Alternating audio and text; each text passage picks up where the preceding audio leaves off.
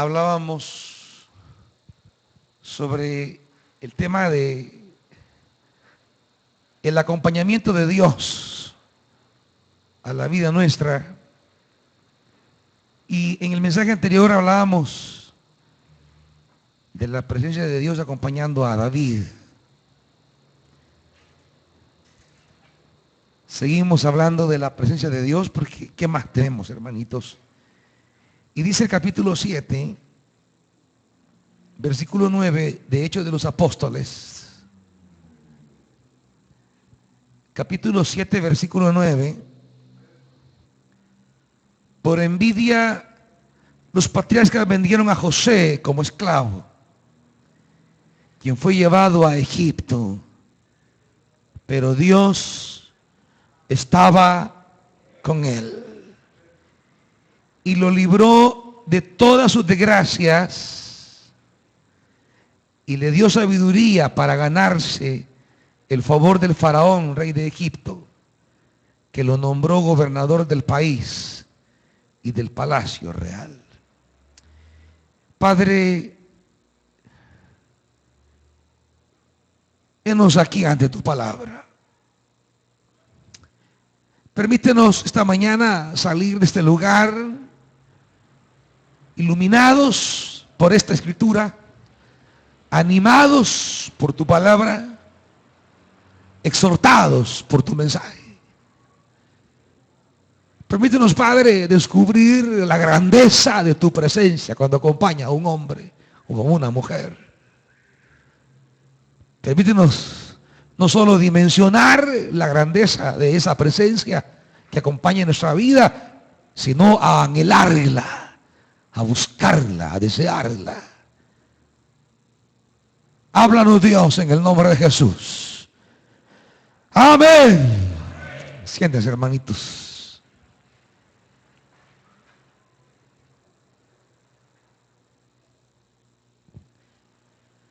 Tomamos este pasaje de la Escritura a fin de poder, diríamos, ahondar en el sentido profundo que la presencia de Dios provoca en la vida de aquel hombre o de aquella mujer sobre quien esa mano de Dios reposa.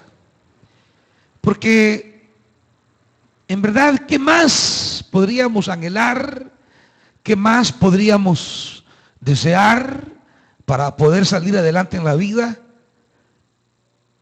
Desde la palabra de Dios, esta mañana lo que una vez más quisiera que quedara muy claro en el corazón nuestro es que en nuestro entorno podemos vivir una serie de realidades adversas. Podemos estar en medio de preocupaciones o angustias. Pero si Dios está con nosotros, hermanos, si Dios está con usted, si Dios está con cada uno de ustedes, la Biblia nos revela que esa presencia de Dios es suficiente y necesaria para poder avanzar adelante en la vida y abrirnos camino en medio de las adversidades más profundas. Nadie puede juzgar o culpar o justificarse de no alcanzar o de no llegar a donde anhela o donde sueña o donde imagina, donde desea. Nadie debe poner culpables, porque lo que nos es dado esta mañana a cada uno de nosotros no tiene que ver con color de piel, con dinero que poseamos, con parentela. Lo que nos es dado, que es la presencia de Dios, eso es lo único que necesitamos todos y cualquiera de nosotros para salir adelante en la vida, hermanitos. No me venga a decir que su familia es pobre. No me venga a decir que no tiene patrimonio suficiente o que las promesas que le hicieron los hombres de ayudarle nunca se las cumplieron.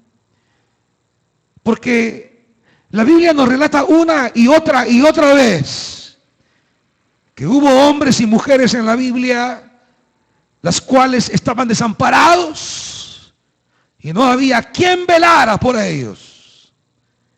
pero que un día pusieron su vida bajo esa presencia divina, y esa presencia divina les bastó y les sobró para coronarles de misericordia y favores. Así que ninguno de ustedes puede osar esta mañana de considerarse de ser la única persona en quien en verdad enfrentó problemas tan grandes y que eso no lo hizo salir adelante.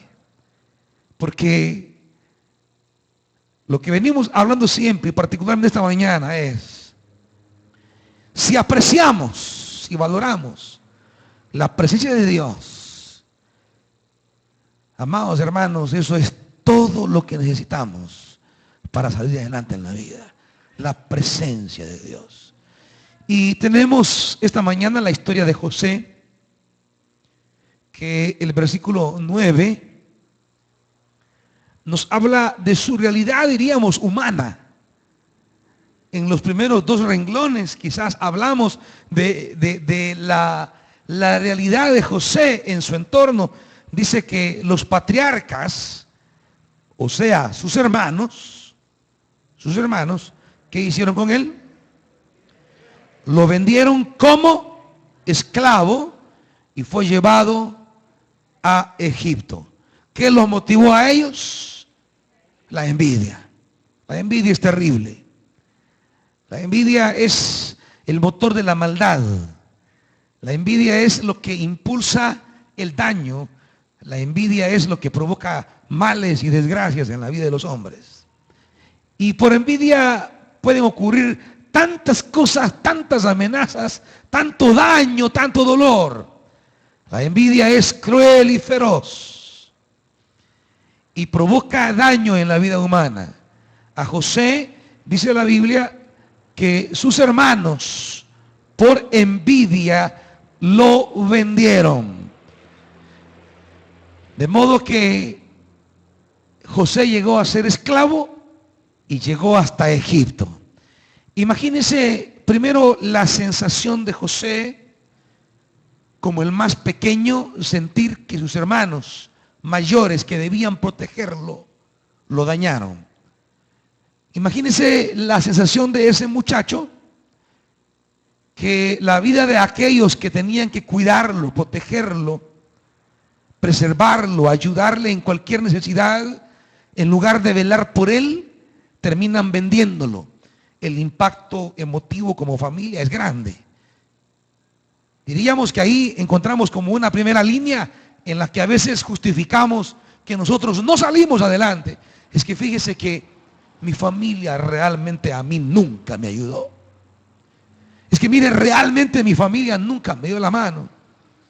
Es que mi familia realmente siempre me ofendió, me dañó y me decía cosas. Y todo eso marcó mi vida y por tanto yo siempre estuve con esa mentalidad y nunca pude salir adelante. Es una de las líneas de excusa que tenemos en la vida. Aquí tenemos a José. ¿Qué daño más grande en esa cultura pudo haber experimentado un joven que su misma familia lo vendiera por envidia? No por necesidad, porque su familia y sus hermanos no tenían necesidad.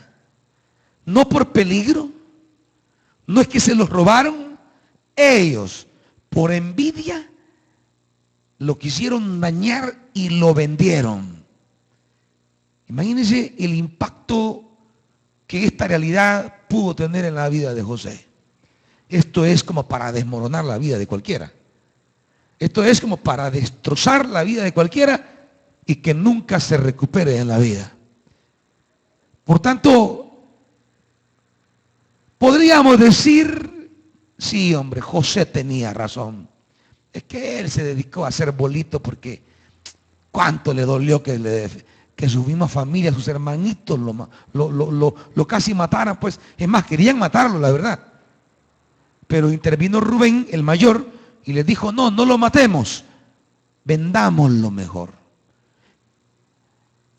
Y podríamos justificar, si José hubiera sido un fracasado en la vida, podríamos decir, tenía razón. Es que cuánto lo dañó el que lo vendiera. Pero no solo eso. Lo vendieron y quedó en calidad de esclavo. Imagínense el cambio de condición en la vida de José. Después de ser el hijo favorito de su padre y que el padre le concedía todos sus deseos y que el padre lo adornaba con los mejores regalos y que el padre preparaba lo mejor de él para él porque lo amaba. Imagínense, después de ser la persona que recibía todas las atenciones de su papá y de ser el hijo mimado de su papá y de ser, diríamos, el niño de la casa de su papá, ahora José es un esclavo. En la condición que en la antigüedad el esclavo era menos que una vaca o menos que un cordero o una cabra. Valían menos. Es más, podía cambiarse un esclavo por 2 vacas. Podía cambiarse un esclavo por un cordero.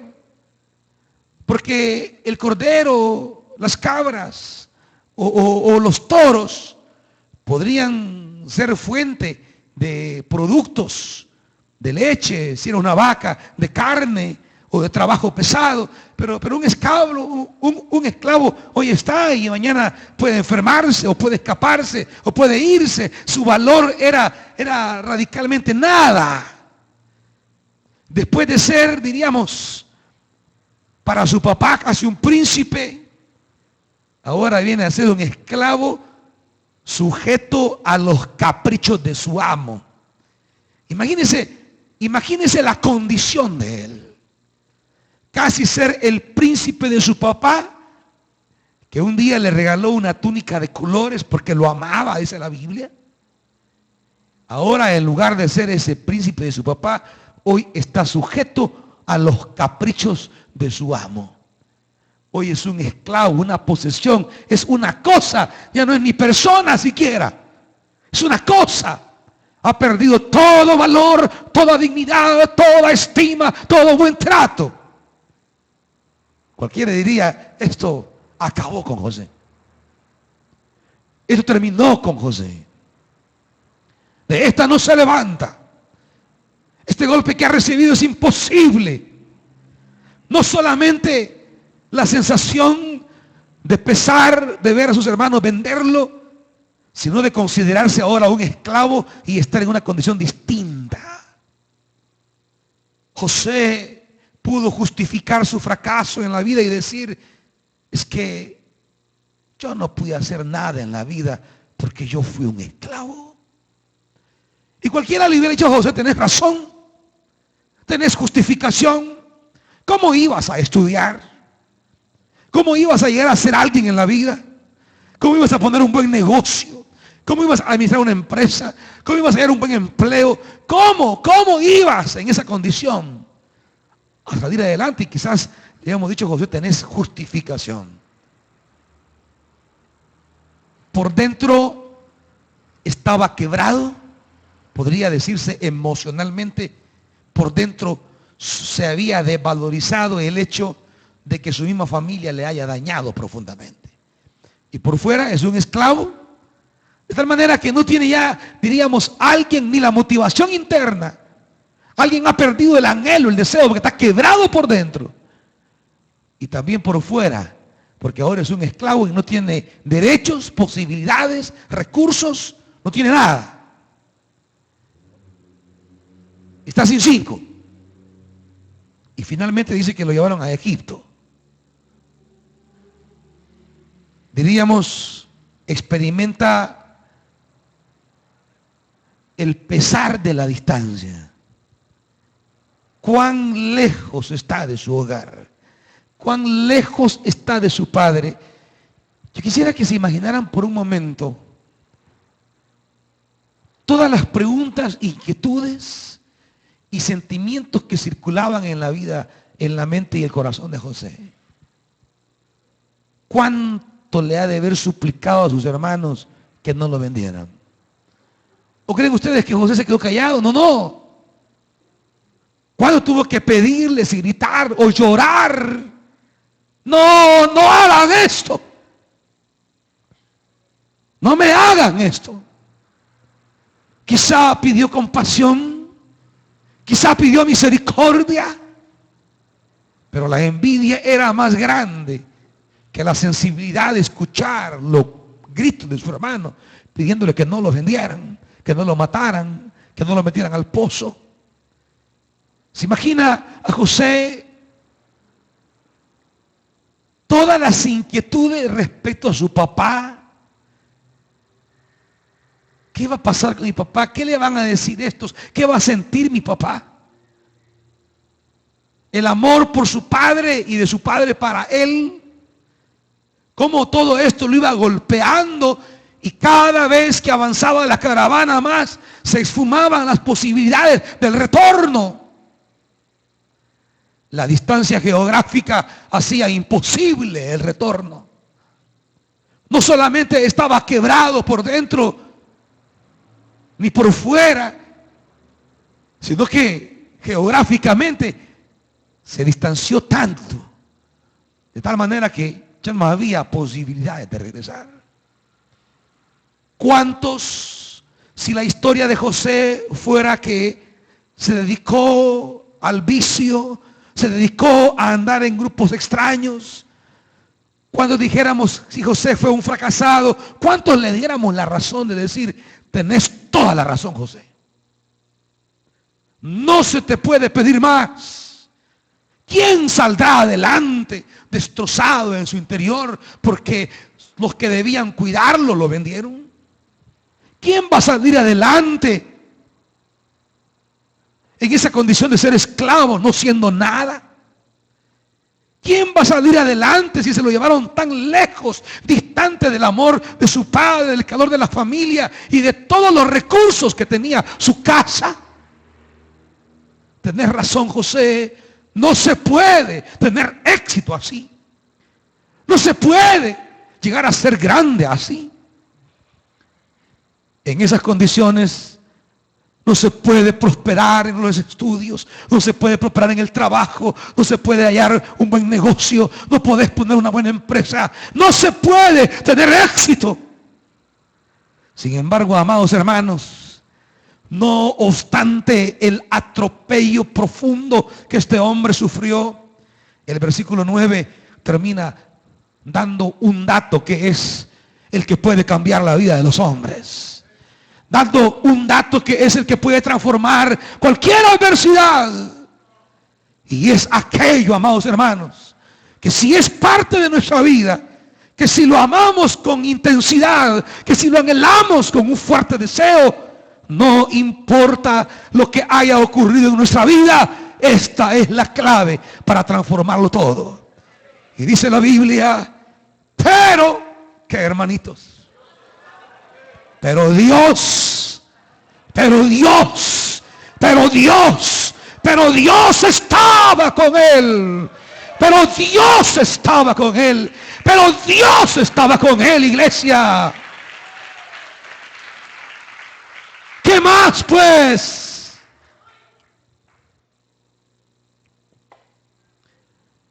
Sus hermanos no estaban con él. Su padre ya no estaba con él. Su madre ya no estaba con él.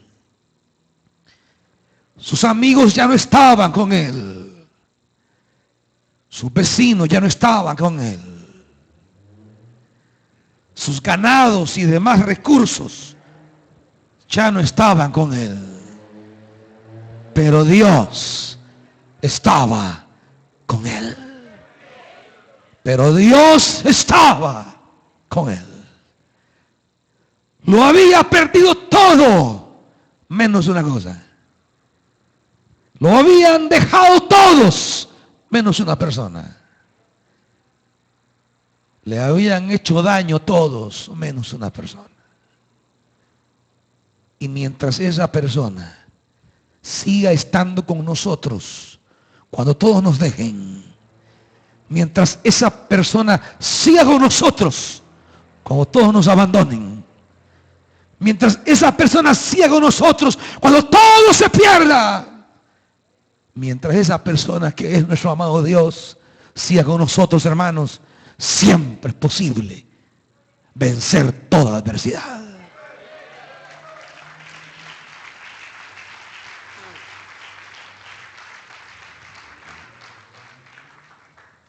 La lástima de la vida, por supuesto, es que las personas, queriendo alcanzar y lograr la felicidad plena en su vida, a veces terminan dejando a Dios por otras realidades. Terminan alejándose de Dios por querer alcanzar las personas o cosas o proyectos que quiere Él en su vida. Y al final, si perdemos a Dios, tarde o temprano perderemos lo demás. Pero podemos perderlo todo. Pero si Él sigue con nosotros, y quiero que veamos las dos bendiciones que vienen a nuestra vida como resultado de la presencia de Dios. Versículo 10. ¿Cuál es la primera bendición, hermanitos? La presencia de Dios es una presencia que nos libra de todas nuestras desgracias. Dice la Reina Valera, tribulaciones, ¿verdad?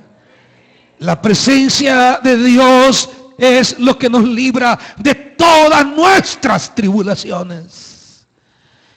Y hemos de entender esto. Cuando la Biblia habla que nos libra de las tribulaciones, no significa que nos libra que las tribulaciones no lleguen a nuestra vida. No. No se me confunda. No es que la presencia de Dios nos hace exentos de pasar por tribulaciones. No, para nada.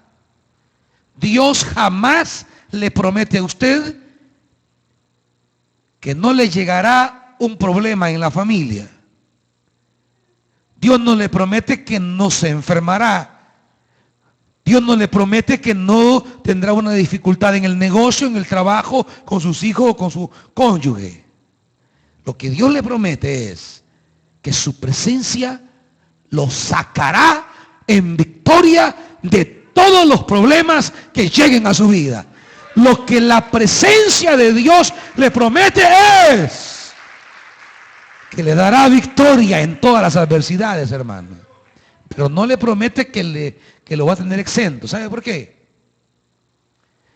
Porque cuando entramos en ese periodo de tribulación, en ese periodo de prueba, en ese periodo de aflicción, entramos a esa etapa donde yo debo demostrar si la presencia de Dios es verdaderamente lo que yo más amo.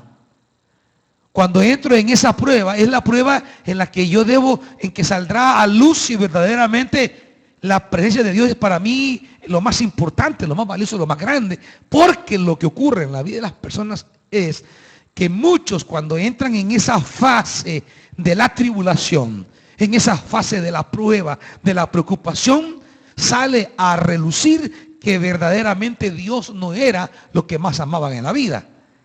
Y entonces, eso fue lo que le pasó al pueblo de Israel.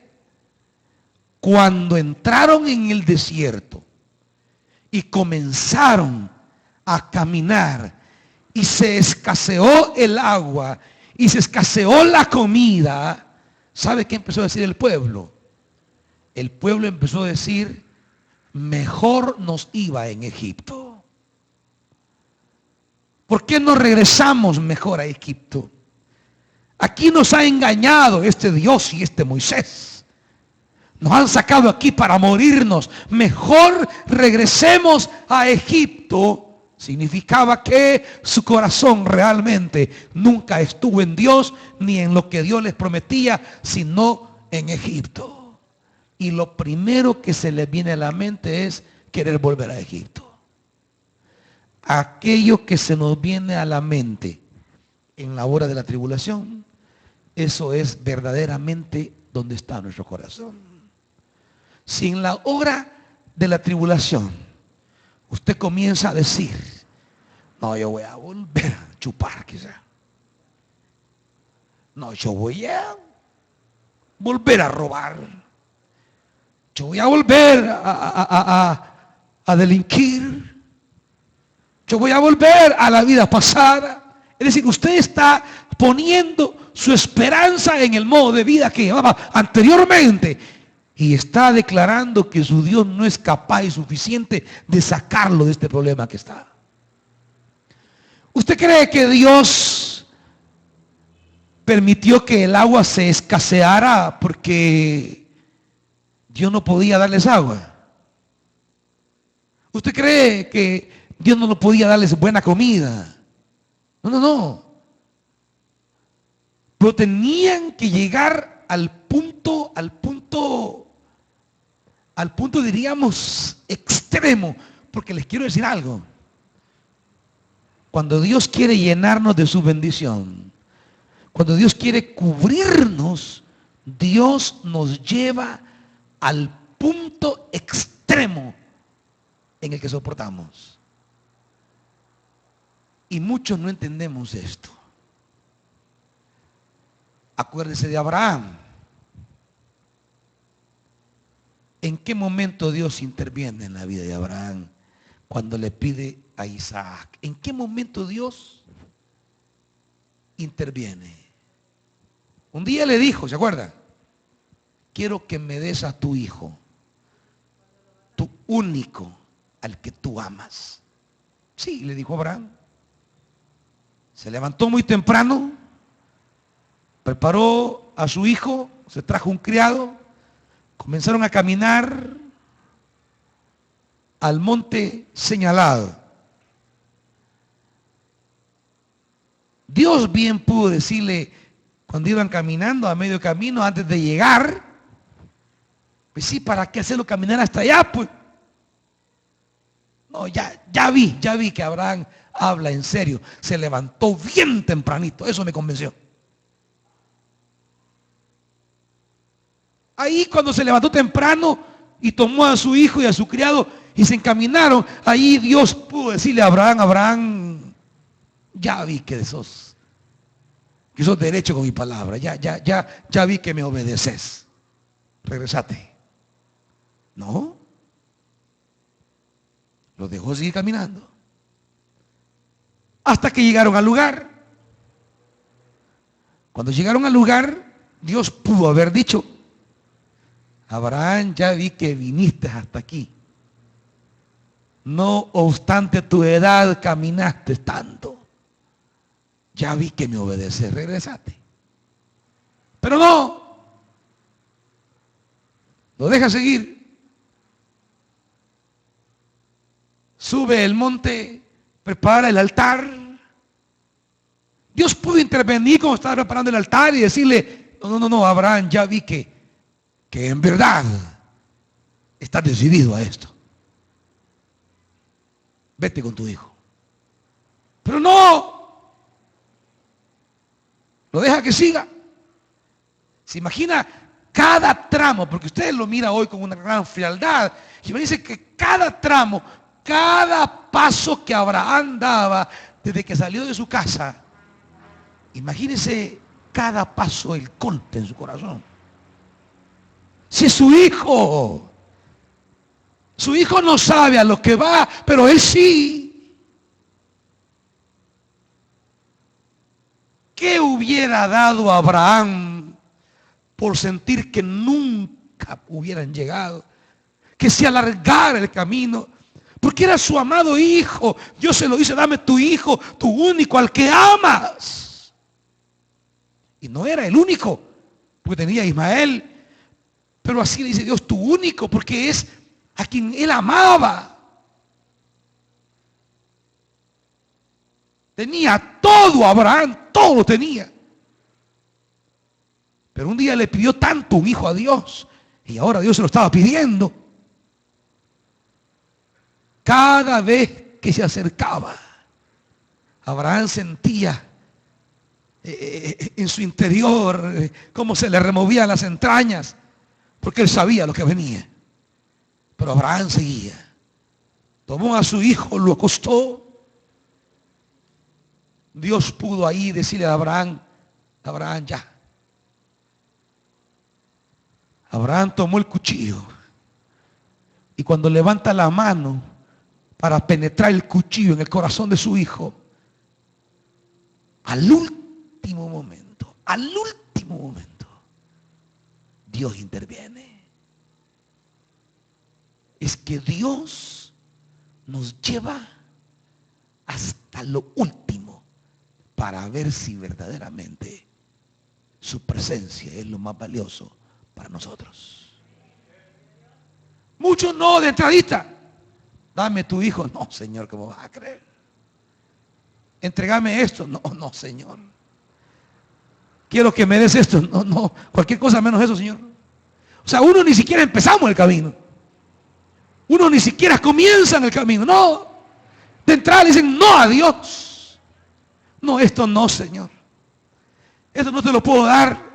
Eso no lo puedo dejar. Ahí no puedo ir. No, Señor. Eso no. Otros comienzan. Se levantan y comienzan a caminar hacia el monte. Pero a medio camino, pues sí, como en la marcha viendo a su hijo, usted pues. Y hablando, y caminando, y platicando con su hijo. Y lo ve y dice, no, ¿yo qué estoy haciendo? No, regresémonos. Otros cuando ya llegan al monte, que ya sienten que llegaron y la pérdida se avecina. Pero aquellos que llegan hasta el final, quiero que sepan algo. Aunque ya hayan recorrido el 99.9 y estén a punto que el cuchillo caiga sobre ustedes, si han amado y buscado la presencia de Dios, esa presencia divina los librará, aunque sea en el último momento. Aunque sea en el último momento, Dios siempre intervendrá. Siempre. Siempre, siempre, siempre. Dios interviene, aunque sea en lo último. No se aflija, no se desespere.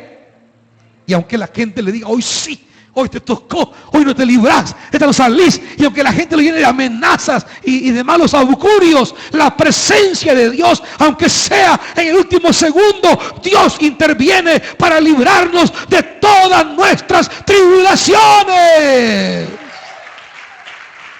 ¡Aleluya! No hay dificultad, no hay herida, no hay problema, no hay adversidad que la presencia de Dios no nos pueda librar. Aleluya, hermanitos. Que no sé si entienden la palabra, hermanos. Es de meternos con Dios entonces. Es de buscar a Dios entonces. Es de anhelar a Dios entonces. Si tan solo anheláramos y lloráramos por Dios, como a veces lloran por los hombres o por las mujeres, o por la pérdida de un patrimonio, de un bien, de un familiar, y lloramos y lloramos y lloramos, que tanto lloramos así por esa presencia que nos libra de todas nuestras tribulaciones.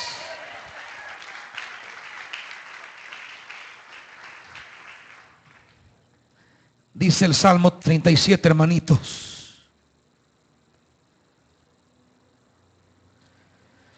Gloria a Dios.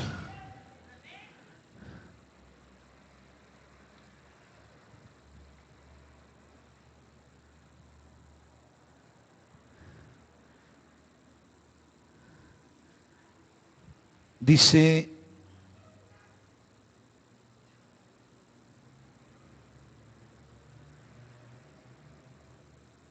el salmista,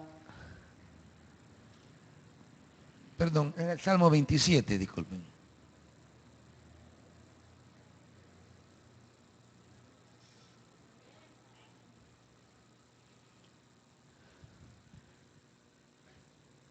Salmo 27, versículo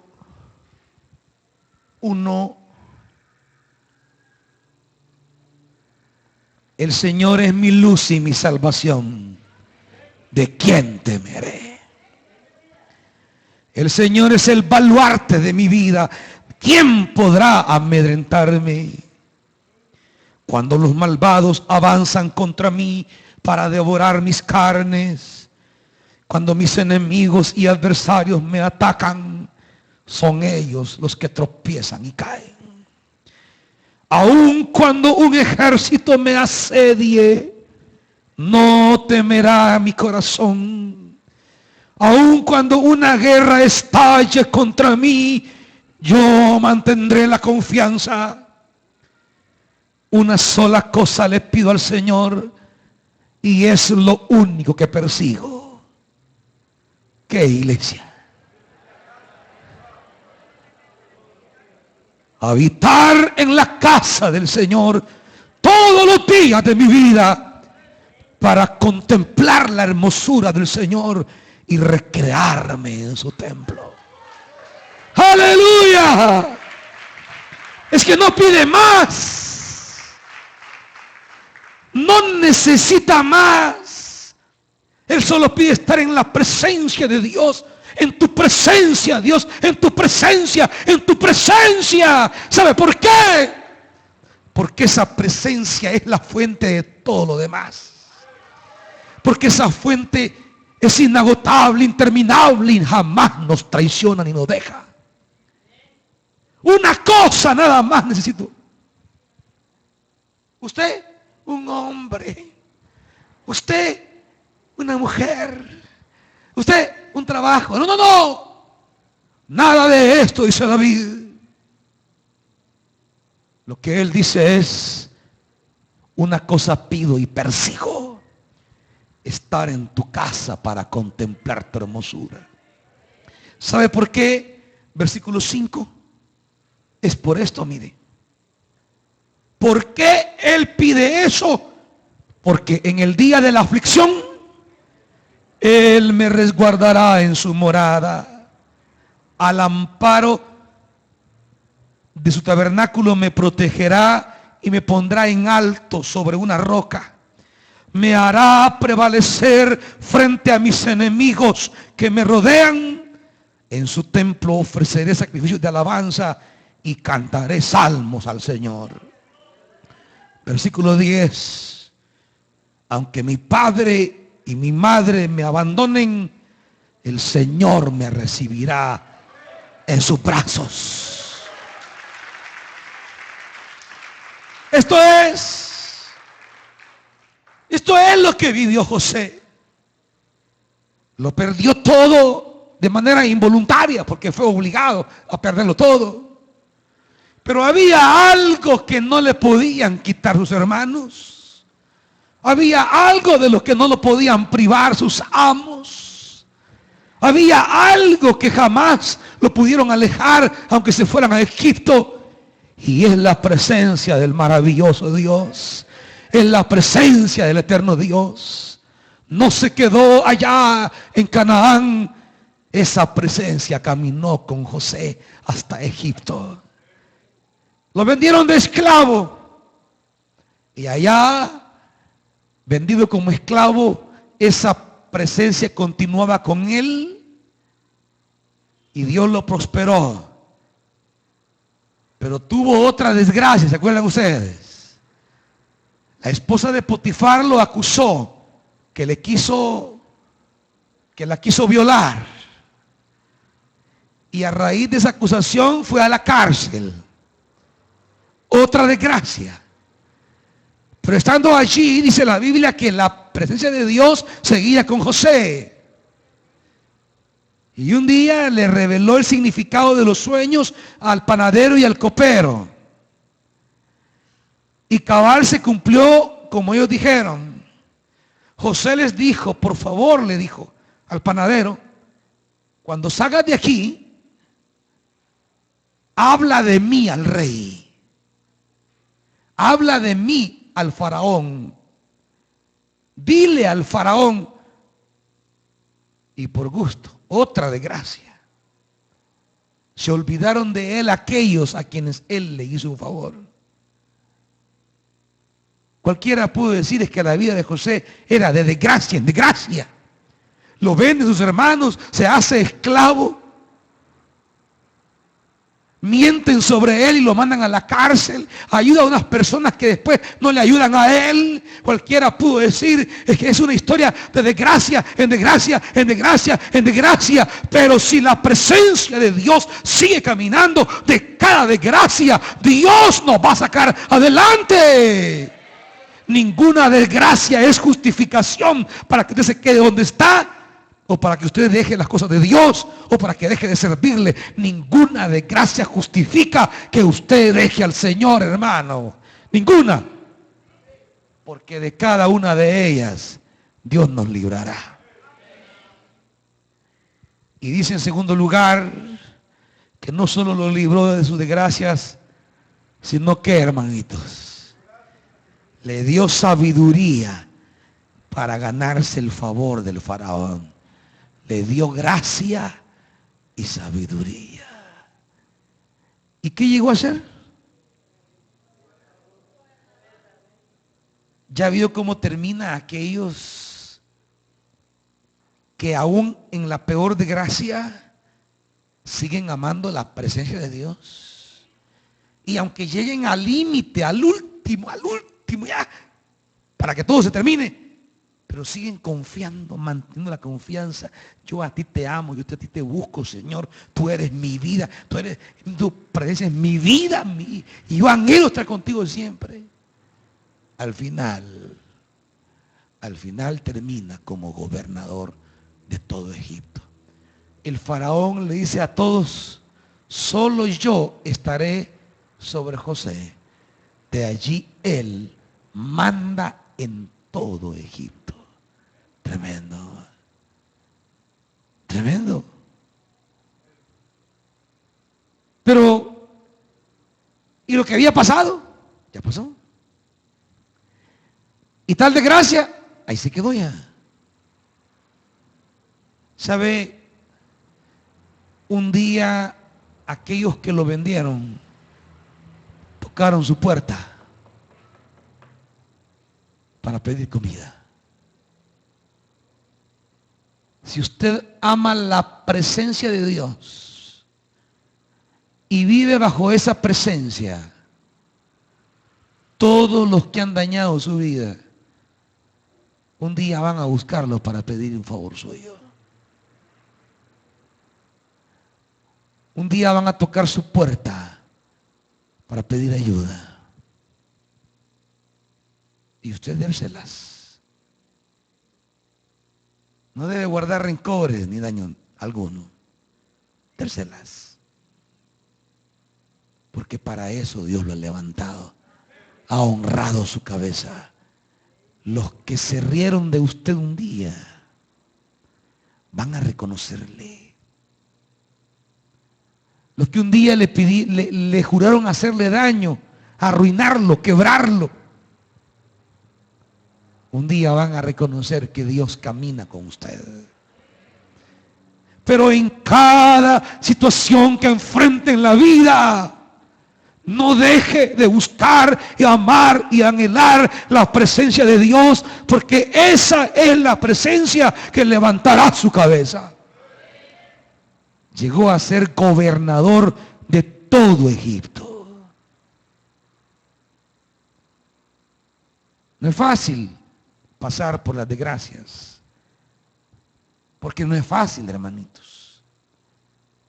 Pero si ama la presencia y sigue adelante, Dios lo va a exaltar, Dios lo va a ensalzar, Dios lo va a coronar de favores y misericordias. Pero todo, diríamos, el punto álgido de esto es: Dios estaba con José. Dios estaba con José. Eso es suficiente. No necesitamos más. Dios no quiere que esté llorando por lo que se perdió, por lo que se quedó atrás, por muy doloroso que sea, por encima de todo eso, usted debe anhelar la presencia de Dios. Porque esa presencia le dará a usted lo que nadie, ni todos juntos, eso que dejó atrás, que tanto le duele, ni todos juntos le van a dar lo que Él le va a dar. Todo lo que atrás deja y le duele, ni todo eso junto le dará lo que el Señor le dará a usted. Pónganse de pie, hermanitos.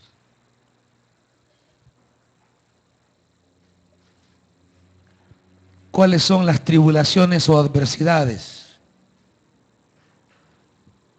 que ha vivido estos días?